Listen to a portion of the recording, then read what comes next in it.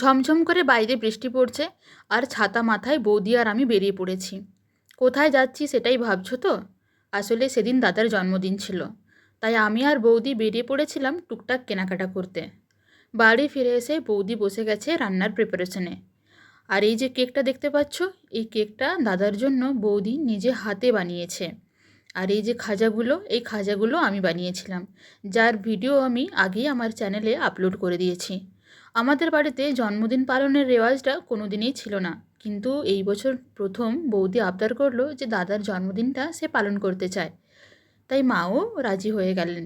দুপুরবেলার সমস্ত রান্নাটা মা নিজের হাতে করেছিলেন, কিন্তু দাদার অফিস থাকার কারণে সেই ভিডিও আর বানানো হয়নি।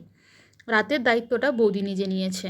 আর আমি এই টেবিলটা একটু সাজালাম আর ফটোগ্রাফিতে ব্যস্ত হয়ে পড়েছি।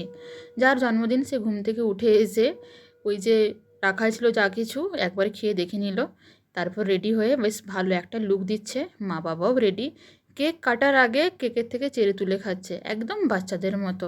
যাই হোক, কেক কাটার পর্ব চুকে গেছে, এবার ডিনারের পালা। ডিনারে বৌদি বানিয়েছে ফ্রায়েড রাইস, কড়াই পনির আর স্যালাড। খুব ছোট করে বাড়ির মধ্যেই পালন হলো এবারে জন্মদিন।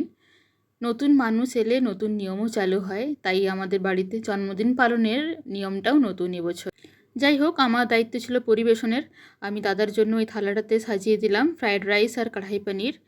তারপর সবাই মিলে ভালোভাবে খাওয়া দাওয়া করে সেই দিনটা বেশ সুন্দর করে এনজয় করলাম। ভিডিওটা কেমন লাগলো তোমরা নিশ্চয়ই জানাবে, আর ভালো লাগলে অবশ্যই লাইক, শেয়ার আর সাবস্ক্রাইব করে দিও। পুরো ভিডিওটা দেখার জন্য অনেক অনেক অনেক ধন্যবাদ। ভালো থেকো।